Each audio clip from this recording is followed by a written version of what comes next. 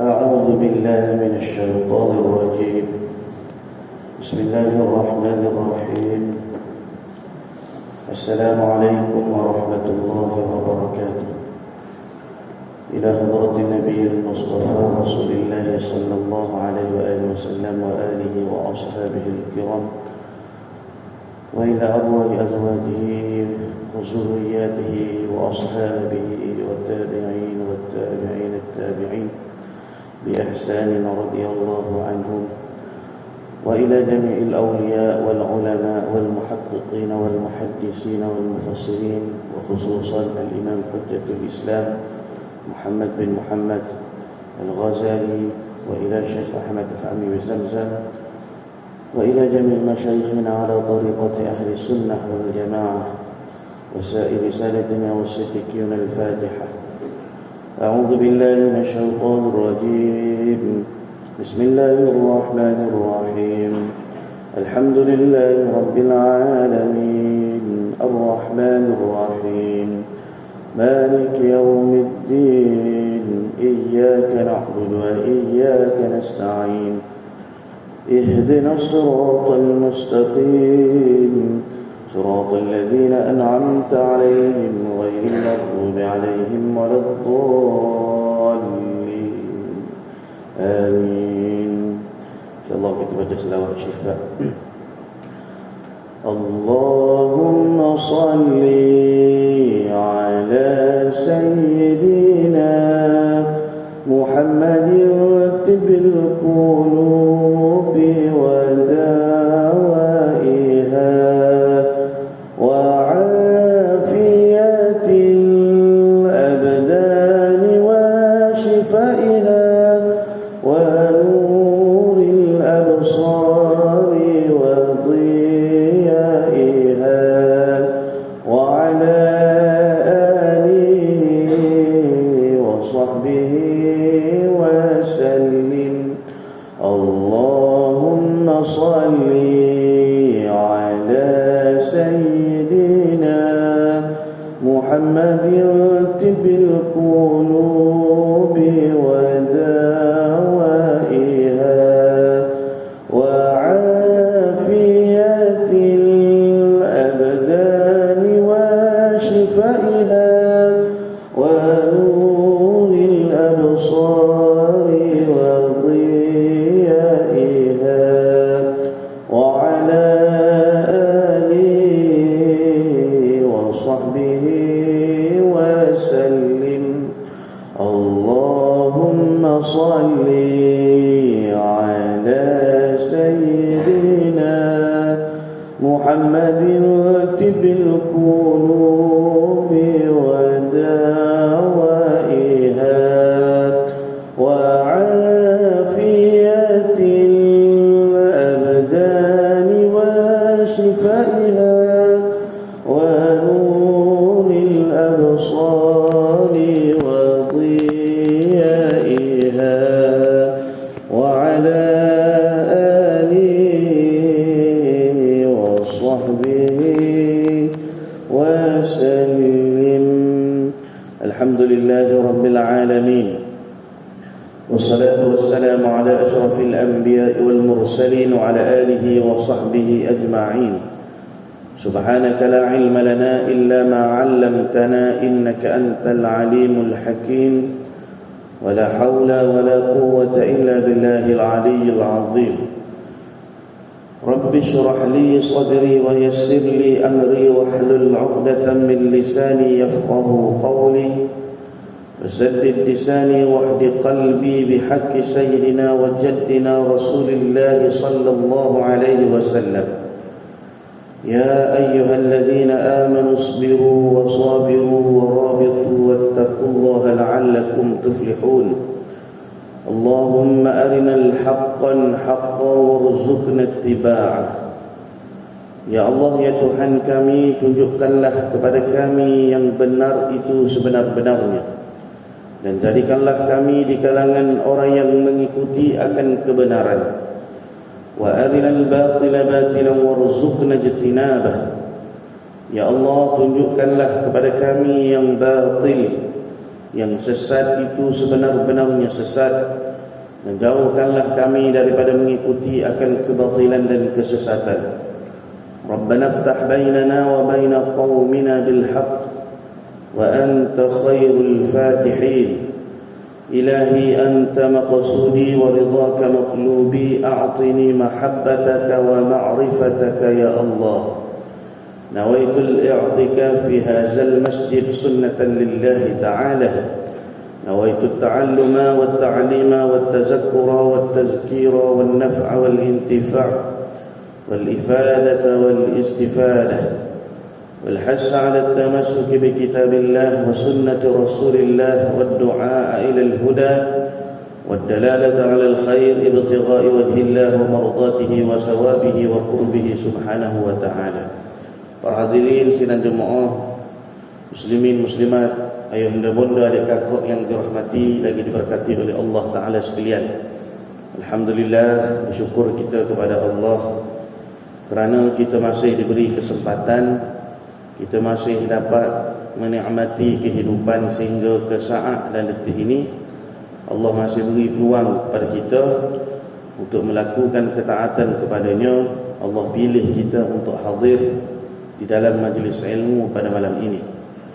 Kita sambung pengajian kitab kita Bidayatul Hidayah, Permulaan Jalan Hidayah, karangan Al-Imam Hujjatul Islam Muhammad bin Ahmad Al-Ghazali rahimahullahu ta'ala, yang telah diterjemahkan kitab beliau oleh Syekh Ahmad Fahmi bin Zamzam rahimahullah. Qala al-muallif rahimahullahu ta'ala wa nafa'ana bi'ulumihi fi daraini amin ya rabbal alamin. Kedua, janganlah imam memulakan dengan takbiratul ihram sebelum muazzin selesai daripada iqamahnya dan sebelum shaf dibetulkan. Baik. Jadi kita sambung perbahasan di dalam kitab kita ni, iaitulah perbahasan berkenaan dengan adab-adab menjadi imam dan adab-adab menjadi makmum, adab-adab bersembahyang berjemaah. Jadi pada pertemuan yang lalu Al-Imam Al-Ghazali menyatakan kepada kita, hendaklah seseorang yang hendak menjadi imam itu sebaik-baik bagi seseorang imam, ataupun kita kata orang yang berada di tempat kita lah, qaryah kita, ahli qaryah kita. Kemudian imam itu imam yang baik akhlaknya dan imam yang baik dari segi ilmunya. Kemudian hendaklah imam itu meringkaskan sembahyang ni. Termasuk meringkaskan sembahyang ni maknanya tidak memberati makmum lah.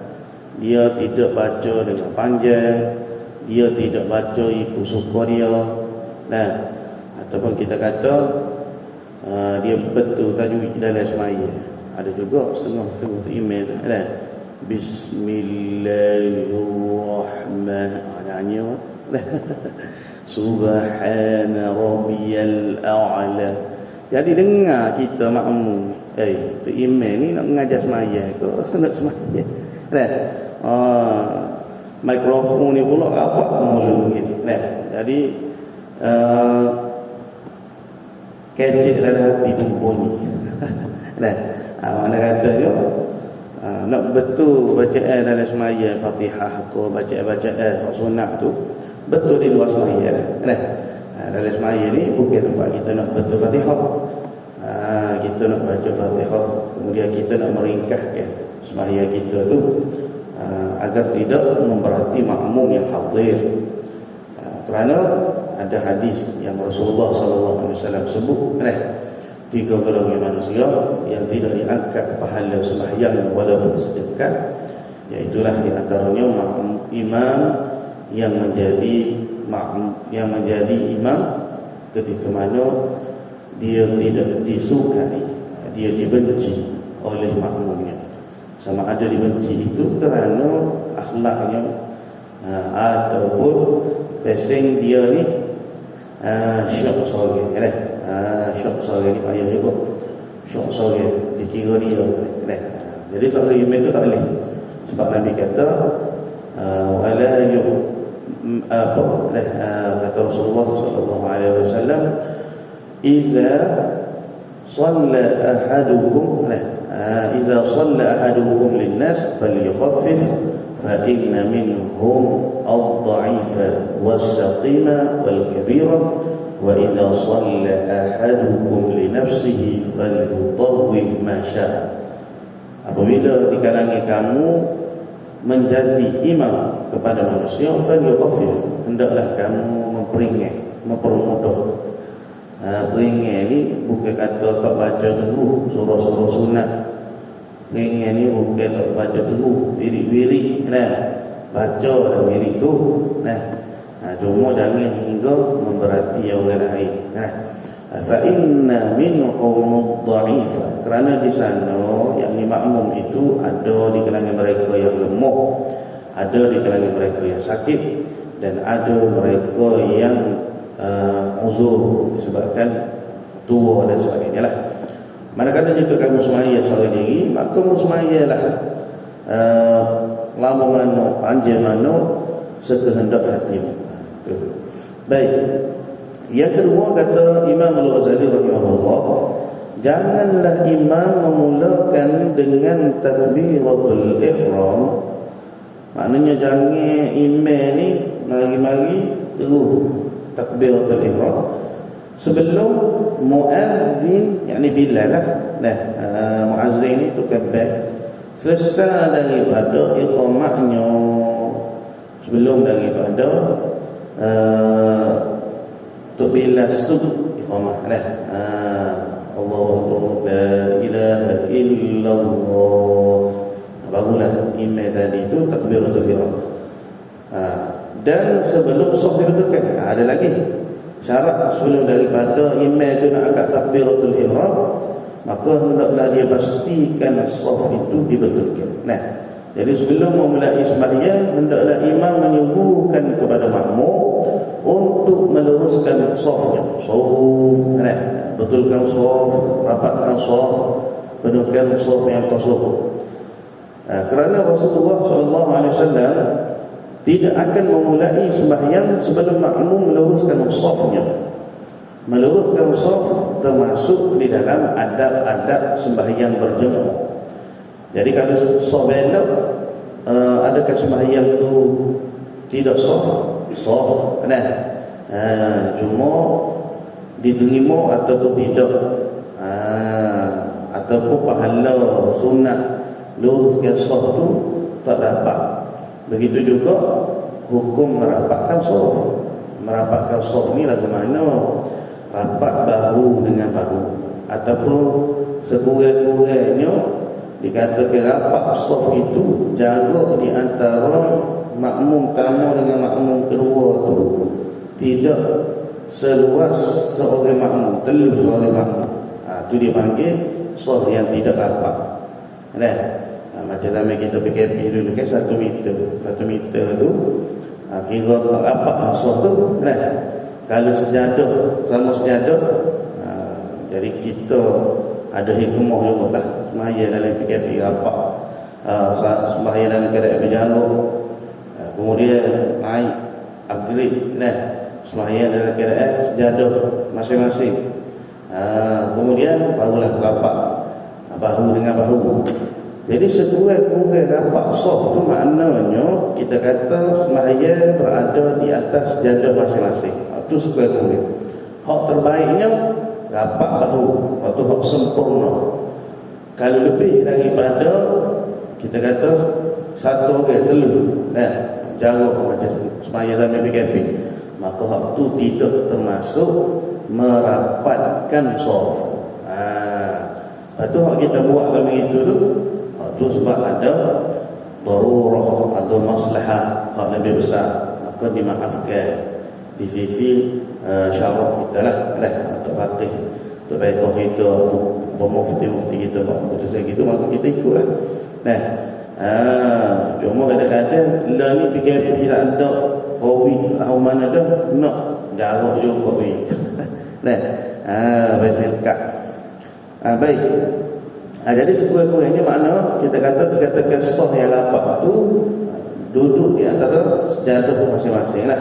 Nah, tu sekurang-kurang. Hak awalnya maknanya rapat bahu kita dengan bahu makmum di sebelah. Bukan rapat kaki tu tak boleh nak rapat dah kan. Kalau rapat kaki kat habis kaki ni duduk setara tu. Oleh kerana duduk sini. Kalau makmum belah kiri dia duduk sini. Pas nak rapat kaki, kalau ni kekeng gitu kan. Bukan begitu.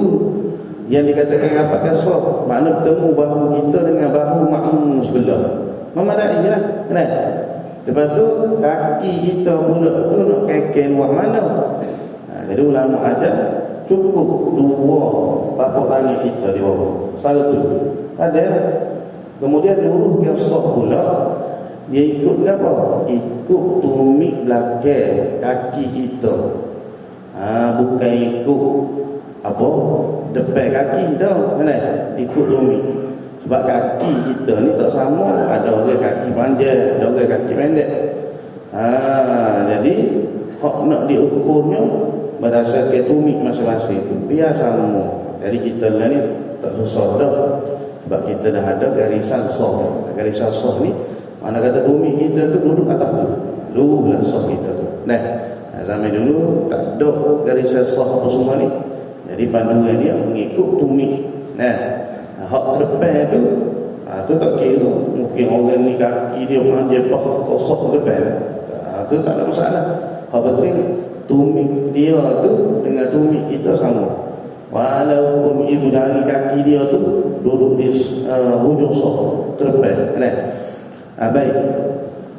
Jadi bagi imam sunat dia meluruskan saf makmum. Nah, bahkan disunatkan oleh imam untuk tidak memulakan solat sebelum saf diluruskan, dan disunatkan juga mengarahkan makmum yang berada di belakangnya untuk meluruskan saf. Adapun sekiranya masjid itu besar, maka disunatkan untuk melantik seorang untuk memastikan agar saf-saf diluruskan dengan cara mengelilinginya atau dengan cara mengarahkannya, yakni dengan menggunakan suara. Sekarang ini dah ada pembesar suara kan. Dan disunatkan juga bagi setiap yang hadir di dalam saf agar meminta disempurnakan saf jika terdapat kecacatan pada saf tersebut. Jadi kita pemakmum kita boleh minta betul kan. Jadi tempat kita ni walaupun masjid luas, makmum mungkin tidak seramai ada dalam masjid. Tapi kalau kita biasa pergi di Seri Petaling misalnya, masjid memang luas dan makmum tu memang ramai. Macam hujung sini panjang lah, memang panjang. Kalau hujungnya tak apa tu, makmum hujung sekali. Sebab dia memang lebar dia luas tu. Jadi memang ada orang yang dilatih di sana untuk memastikan saf tu diluruskan. Sebab bila masjid ni terlalu panjang, kadang-kadang saf tamu tu tak ada penuh. Jadi makmum tu duduk tengok tengok. Ada juga habis gitu semaya. Macam-macam jenis makmum ni. Jadi maknanya kalau masjid itu terlalu besar, kelantiklah orang yang menjaga ataupun orang yang bertugas untuk meluruskan saf. Jadi hukum meluruskan saf, hukum merapatkan saf ni adalah sunnah dan kesempurnaan bagi sembahyang berjemaah. Tidaklah kata kalau kita sembahyang dalam keadaan berjaga, tidak lurus saf, maka tak sah sembahyang tu. Ada sembahyang tu tetap sah, cuma tidak sempurna. Cacat bagi sembahyang tu dalam keadaan tak sempurna lah, cacat. Kana Rasulullah sallallahu alaihi wasallam yamsahu manakibana fi sholati wa yaqulu istawu wa la takhtalifu fatakhtalifa qulubukum. Rasulullah sallallahu alaihi wasallam bersabda, adalah Nabi ini yamsahu manakibana, mengusap maknanya betulkan bahu-bahu kami dari sembahyang. Dan menyatakan Nabi sebut istau, luruskan, wala takhtalifu, dan janganlah saf kalian itu bengkok, fatakhtalifa qulubukum, sehingga berakibat hati kalian itu berselisih. Apa makna dia? Maknanya benda kecil kepada benda kecil, betul ke saf tu pun kita tak boleh nak buat, apatah lagi kita nak menyatukan hati-hati kita. Jadi jauh sama sekali lah. Jadi sekecil-kecil benda tu perlu dilakukan dulu. Mudah-mudahan hati kita ni akan disatukan, akan diluruskan oleh Allah Ta'ala. Itu maksud daripada hadis yang disebutkan oleh Rasulullah sallallahu alaihi wasallam, hadis sahih riwayat Muslim. Kemudian di sana ada hadis daripada Nu'man bin Bashir radhiyallahu anhu bahawa Nabi sallallahu alaihi wasallam bersabda, la tusawwuna sufufakum aw la yukhalifanna Allah baina wujuhikum, luruskanlah saf kamu atau Allah akan memalingkan wajah-wajah di antara kamu. Jadi di sana ada juga ancaman ataupun kita kata peringatan daripada Rasulullah sallallahu alaihi wasallam supaya kita ni sembahyang dalam keadaan yang saf, lurus. Jadi kalau tengok kepada hadis ni, maknanya macam satu ancaman peringatan yang keras juga lah. Makna Allah akan memalingkan wajah-wajah kita. Bermakna Allah memalingkan wajah-wajah kita ni, maknanya tidak pun keberkatan, tidak mendapat pahala berjemaah daripada perbuatan kita tadi itu. Kemudian daripada Abdullah bin Umar radhiyallahu anhuma bahawa Nabi sallallahu alaihi wasallam bersabda, "Wala tazamu furujatin lisyaitani, wa man wasala saffan wasalahu Allah, wa man qata'a saffan qata'ahu Allah." Janganlah kamu meninggalkan ruang-ruang bagi syaitan, maknanya saf yang tidak dibenarkan. Barang siapa yang menyambungnya, yakni menyambungkan saf, maka Allah akan menyambungnya. Dan barang siapa yang memotong saf, yakni memotong dengan makna membiarkan saf itu dalam keadaan kosong, tak rapat, maka Allah akan memotongnya. Anas bin Malik radhiyallahu anhu berkata, adalah salah seorang kami menempelkan bahunya ke bahu kawannya, maka kakinya dengan kaki kawannya. Dalam satu riwayat disebutkan, aku telah melihat salah seorang daripada kami menempelkan bahunya ke bahu kawannya, kakinya dengan kaki temannya. Jika engkau lakukan pada zaman sekarang, nescaya mereka bagaikan keledai liar yang tidak suka dengan hal itu. Jadi macam kita sebut adalah maksud luruskan saf, rapatkan saf itu bahu kita dengan bahu, bukan kaki. Kaki itu kita duka lah seluar dua tapak tangan kita, itu sudah memadai. Daripada Anas bin Malik radhiyallahu anhu bahawa Nabi sallallahu alaihi wasallam bersabda, "Sawwu sufufakum fa inna taswiyatas saffi min tamamis shalah." Luruskanlah saf-saf kalian, kerana meluruskan saf itu termasuk dalam kesempurnaan. Ini adalah hadis yang sunat bagi imam baca sebelum takbiratul ihram. Ini jelas. Kalau dia nak baca, kalau dia tak baca, dia bayar bahasa Melayu arhan itu sudah memadai. Luruskan saf, betulkan saf. Kalau dia tengok kanan, tengok kiri, kemudian barulah dia mengangkat takbir. Sawwu sufufakum, luruskanlah saf-saf kalian. Fa inna tasbiyatas sufuf, kerana meluruskan saf itu min tamamis salat, termasuk dalam kesempurnaan sembahyang, yakni kesempurnaan sembahyang berjemaah. Kemudian Anas bin Malik radhiyallahu anhu berkata dalam hadis yang lain bahawa Nabi bersabda, "Sawwu sufufakum fa inna taswiyatas sufuf min iqamatis salat." Luruskanlah saf-saf kamu, kerana meluruskan saf itu termasuk di dalam mendirikan sembahyang. Maknanya termasuk orang panggil nak dapat pahala yang sempurna lah ketika sembahyang berjemaah. Kemudian di sini ada satu masalah tu, iaitu masalah ketika iqamah sembahyang, bilakah sepatutnya bagi makmum ataupun jemaah berdiri. Ini biasa kita buat dan mungkin jarang-jarang kita dengar. Jadi iqamah ni dipanggil perkara yang dituntut melaksanakannya dalam sembahyang berjemaah. Hatta sembahyang sendiri pun perkara hak sunat kita buat sebelum kita sembahyang, iaitulah azan dan juga iqamah. Sembahyang sendiri sunat kita iqamah, sembahyang berjemaah pun sunat kita iqamah. Lebih-lebih lagi lah. Jadi ia sunat dilakukan sebelum mendirikan sembahyang fardu secara jemaah. Malah iqamah juga disunatkan bagi orang yang hendak mendirikan sembahyang fardu secara seorang diri. Pada kelazimannya, seorang Bilal atau seumpamanya akan berdiri melakukan iqamah bagi menandakan sembahyang jemaah akan dilakukan. Dalam hal ini, bilakah sewajarnya para jemaah bangun berdiri untuk mendirikan sembahyang? Contohnya, tidak kita nak sembahyang isyak kan? Bila kita berqamah. Jadi bila makmum ni atau jemaah ni sunat bangun nak meluruskan saf, nak masuk dalam saf. Maka berdiri setelah selesai iqamah. Orang yang ingin mendirikan sembahyang jemaah sama ada imam ataupun makmum disunatkan untuk tidak bangun berdiri sehinggalah Bilal ataupun muazzin selesai melakukan iqamah. Maknanya ketika Bilal itu melakukan iqamah, kita makmum sunat tidak berdiri. Maknanya kalau duduklah dia situ. Kalau duduk di saf yang kedua, duduklah di saf yang kedua. Kalau duduk di saf yang ketiga, duduklah di saf yang ketiga.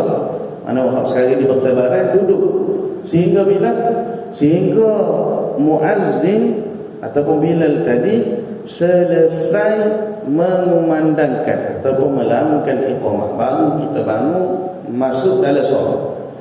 Bukan kata bila pegang mat nak iqamah tu kan pakat saja diri yang mama masuk dalam solat. Tidak, bukan itu yang disunatkan. Ataupun ketika Bilal tengah melakukan Allahu Akbar, Allahu Akbar, kita pun segera bangun. Kerana apa? Ini kerana waktu selesai iqamah itu adalah waktu untuk mendirikan sembahyang jemaah. Sementara waktu sebelum selesai iqamah adalah waktu yang digunakan untuk menjawab seruan iqamah. Jadi ketika Bilal iqamah tu, kita sunat jawab bila sebut tu Allahu Akbar, Allahu Akbar, kita pun Allahu Akbar, Allahu Akbar. Asyhadu an la ilaha illallah, asyhadu an la ilaha illallah, asyhadu anna Muhammadar Rasulullah, hayya 'alas salah, hayya 'alal falah. Kita jawab qad qamatus salat, la haula wala quwwata illa billahil 'aliyyil 'azim. Qad qamatus salat, qad qamatus salat, qama Allahu ala ma fis samawati wal ardh. Allahu Akbar, Allahu Akbar, Allahu Akbar, Allahu Akbar. La ilaha illallah, kita pun la ilaha illallah. Barulah kita bangun betul masuk dalam solat. Ini berarti jemaah yang sedang duduk disunatkan untuk tidak bangun berdiri, dan jemaah yang sedang berbaring atas lambungnya disunatkan untuk tidak duduk sehinggalah Bilal selesai melakukan iqamah. Demikian juga sekiranya jemaah itu hendak mendirikan sembahyang apa jua keadaannya pada masa itu, sama ada dia berdiri, duduk dan atau seumpamanya, tidak disunatkan baginya bertawajuh, yakni menghadap untuk sembahyang sehinggalah Bilal selesai melakukan iqamah. Maka ada beberapa persoalan dan masalah lah. Yang pertama, lambat bangun kerana susahnya berdiri. Lagu mana masalah kalau seseorang itu dia biasa jenis payuh nak bangun, lambat kalau nak berdiri itu jadi kemuzuran, kesusahan, kepayahan. Maka jemaah yang lambat bangun kerana susah berdiri seperti uzur, sekiranya dia bangun berdiri setelah selesai Bilal melakukan iqamah, nescaya dia akan terlepas kelebihan mengangkat takbiratul ihram bersama imam. Maka dalam hal ini dia boleh bangun berdiri sebelum Bilal melakukan iqamah, iaitu sekira-kira waktu dia sempat mengangkat takbiratul ihram bersama dengan imam. Jadi kalau orang yang ada keuzuran, ini payah nak bangun, susah nak berdiri ni, jadi dia bangun siap-siap, dia duduklah di saf yang pertama sebelum bilal iqamah. Ia sama juga halnya dengan jemaah yang ingin berada di saf pertama sedang dia pada ketika itu berada jauh. Dia duduk di saf belakang sekali ni, tapi nak duduk di saf yang pertama semaya, maka dia marilah awal-awal sebelum daripada bilal melakukan iqamah. Jika dia bangun berdiri setelah selesai bilal melakukan iqamah dan dia menuju ke saf pertama, nescaya dia akan terlepas kelebihan mengangkat takbiratul ihram bersama imam. Maka dalam hal ini dia boleh bangun berdiri sebelum bilal selesai melakukan iqamah, ataupun dia boleh bangun jugalah ketika mana bilal tadi itu tengah iqamah. Atau sebab apa?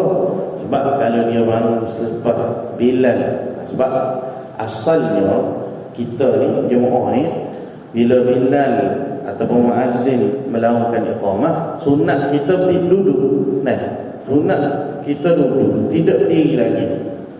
Sehingga bilal ataupun muazzin tadi itu selesai melakukan iqamah, baru kita bangun masuk dalam solat.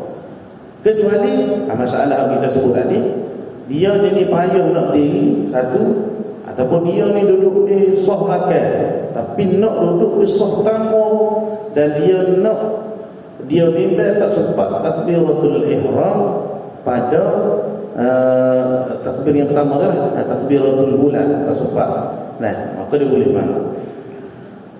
Menurut Al-Imam Al-Mawardi rahimahullah ta'ala, jemaah yang tua yang lambat bangun sayugialah berdiri ketika bilal melakukan iqamah pada lafaz qaraqamatus salat. Maknanya Al-Imam Al-Mawardi memberikan syarat, kalau nak bangun juga ketika iqamah, bangunlah ketika bilal ataupun muazzin menyebut lafaz qaraqamatus salat.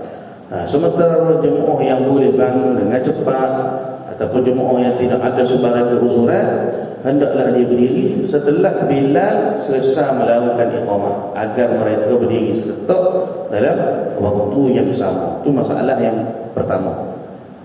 Kemudian masalah yang kedua, masuk masjid sedang bilal melakukan iqamah. Kita masuk ke masjid, kemudian bilal nak tengah qamah, bila tengah qamah. Ni masalah ni dia berlaku ketika kadang-kadang waktu semaya Jumaat. Ada satu masalah, kita masuk semaya Jumaat, bilal sedang melakukan azan yang kedua. Jadi hak mana yang perlu kita buat? Adakah kita jawab azan ataupun kita terus sembahyang sunat tahiyatul masjid? Lalu sekali tak buat duduk. Jadi hak afdalnya kita teruskan sembahyang. Teruskan sembahyang. Kerana apa? Sebab kalau kita jawab azan yang kedua, imam atau khatib nak naik baca khutbah, mendengar khutbah dalam sembahyang Jumaat tu pun dia adalah wajib bagi orang lelaki. Termasuk daripada kesempurnaan sembahyang Jumaat. Jadi dengar khutbah utama, dengar khutbah kedua tu wajib. Nak sempurna sembahyang Jumaat, sekurang-kurangnya kita kata kewajipan ni jatuh kepada imam, bilal dan selama 40 orang jemaah lah. Kalau tak cukup 40 orang yang dengar khutbah pertama dan khutbah yang kedua, maka sembahyang Jumaat tu tidak sah. Itu di sisi mazhab kita. Jadi kita masuk ke imam doa azan yang kedua, imam bilal azan yang kedua. Imam ni dia wisalah dah kan atas mimbar duduk atas mimbar dah ready untuk baca khutbah. Maka kita ketika tu makmum yang lewat ni sembahyang dulu sunat tahiyatul masjid dan duduklah menanti khutbah yang akan disampaikan oleh imam. Baik, hak ni pula hak masalah sembahyang pada waktu biasa kita masuk tu bila sedang melakukan iqamah.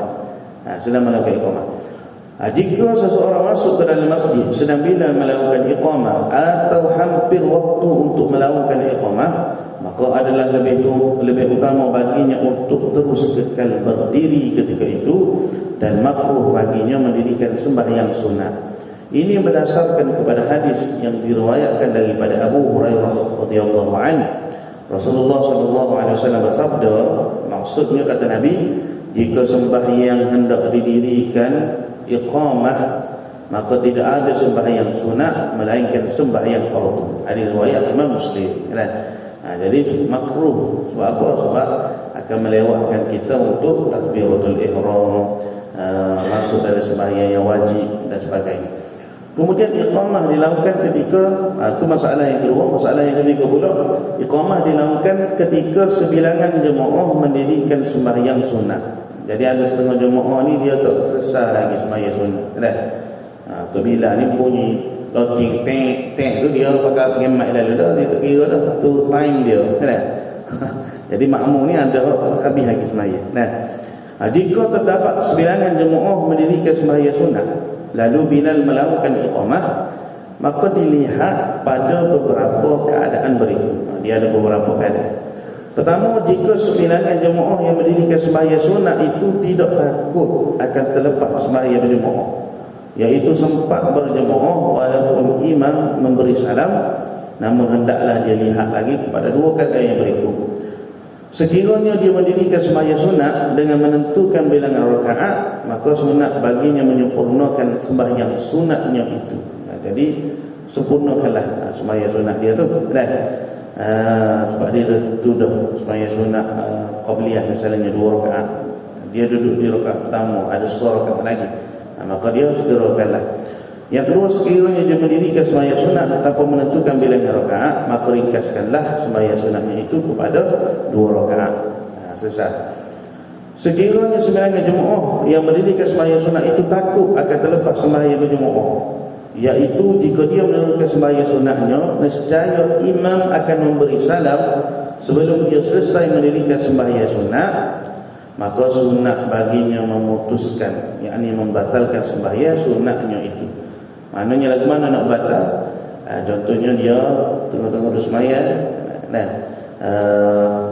bila qamat dah, orang dah duduk dalam saf, imam pun dah takbiratul ihram, maka dia pun katakan dia tu sedang berdiri, maka dia pun wilah salat assalamualaikum ketika berdiri dengan niat dia membatalkan sembahyang. Jadi membatalkan hukum sembahyang sunat ni tidak mengapa, kecuali sembahyang fardu. Sembahyang fardu tidak boleh kita saja-saja dibatal, dia haram waktu. Adapun sembahyang sunat ni dia tidaklah sampai kepada tahap haram. Sekiranya sebilangan jemaah yang mendirikan sembahyang sunat itu tahu akan ada sembahyang jemaah kedua selepas sembahyang jemaah pertama, maka sunat baginya menyempurnakan sembahyang sunatnya itu. Jadi biasa masalah ni berlaku, misalnya kita ni bukan sembahyang pada ketika waktu azan dilakukan pada waktunya, contohnya kita masuk, contoh kalau sembahyang zuhur pukul 1, kita mari pukul 2, kita pun sembahyang sunat. Lepas tu ada jemaah yang pertama, yang kedua, yang ketiga. Mungkin masalah tu berlaku seperti mana yang kita sebut. Adapun biasa kali kita mari pada jemaah yang pertama ni, waliknya kita akan selesaikanlah, mana kita akan ikut jemaah yang pertama tu. Ni hak cerita dia, kita sembahyang sunat, lepas tu jemaah sedang mendirikan sembahyang jemaah. Lepas tu kita pun tahu akan ada jemaah yang kedua pula, grup yang kedua akan mari sembahyang yang seterusnya, maka sunat bagi kita tu menyempurnakan sembahyang sunatnya itu. Sekiranya sembahyang jemaah itu sedang mendirikan sembahyang sunat, lalu bila melakukan iqamah untuk mendirikan sembahyang fardu Jumaat, maka wajib dia memutuskan, yakni membatalkan sembahyang sunatnya itu sekiranya menyebabkan terlepasnya rukuk pada rakaat kedua bersama dengan imam. Tapi sebenarnya hukum sembahyang sunat selepas daripada imam memberi salam hanya sembahyang sunat tahiyatul masjid sahaja. Itu pun sembahyang yang dilakukan secara ringkas. Contoh kita masuk, imam tengah berkhutbah, jadi sunat juga kita sembahyang tahiyatul masjid, kita lewat. Tapi hak sunat hanya tahiyatul masjid saja. Adapun masalah kita mari awal, kita dengar khutbah yang pertama, tiba-tiba kita pergi bangun nak sembahyang sunat ketika mana khatib sedang menyampaikan khutbah, hukum dia adalah haram. Tidak ada sembahyang sunat setelah mana khatib membaca khutbah, menyampaikan khutbah, melainkan hanya sembahyang sunat tahiyatul masjid bagi makmum yang sampai lewat ke masjid. Itu yang kita perlu faham. InsyaAllah lagi akan datang adab-adab sembahyang jemaah, dia akan sentuh perkara tersebut. Baik, demikianlah perjelasan mengenai perkara yang perlu dilakukan oleh para jemaah apabila iqamah dilakukan. Para jemaah yang duduk disunatkan untuk tidak bangun berdiri sehinggalah bila selesai melakukan iqamah, kecuali dalam beberapa keadaan tertentu yang kita sebutkan tadi. Baik, itu masalah yang berlaku lah. Biasa di tempat kita ni kadang-kadang kita tak aja dengar begitu biasa juga bila iqamah kita pakai bangun selalu dah lah. Jadi sebenarnya sunat kita duduk sehingga selesai Bilal tadi menyelesaikan sempurnakan iqamah, barulah kita bangun, kecuali pada keadaan-keadaan yang disebutkan tadi. Kemudian yang ketiga daripada adab-adab menjadi imam hendaklah mengangkat suaranya dengan takbir, dan makmum pula jangan mengangkat suaranya kecuali sekadar untuk mendengarkannya kepada dirinya sendiri. Wallahu ta'ala alam wa ilmuhu atam. Jadi setakat ni ada untuk malam ni, mudah-mudahan kita diberikan kefahaman. Ada soalan kalau ada lah berkenaan dengan apa masalah yang kita bincangkan sebentar tadi. Kalau tak ada, wallahu ta'ala alam wa ilmu atam yu'til hikmata man yasha' wa man yu'tal hikmata faqad utiya khairan katsiran wa ma yadhakkaru illa ulul albab. Bismillahirrahmanirrahim. Alhamdulillahi rabbil alamin. Wassalatu wassalamu ala asyrafil anbiya'i wal mursalin wa ala alihi wa sahbihi ajma'in. Allahumma tahhir qulubana min as-sifatil mazmumah wa zayyina bi sifatil mahmudah. اللهم فقهنا في الدين وعلمنا التأويل. اللهم فقهنا علم الشريعة والعقيدة أهل السنة والجماعة. وصلى الله على سيدنا محمد وعلى آله وصحبه وبارك وسلم. والحمد لله رب العالمين.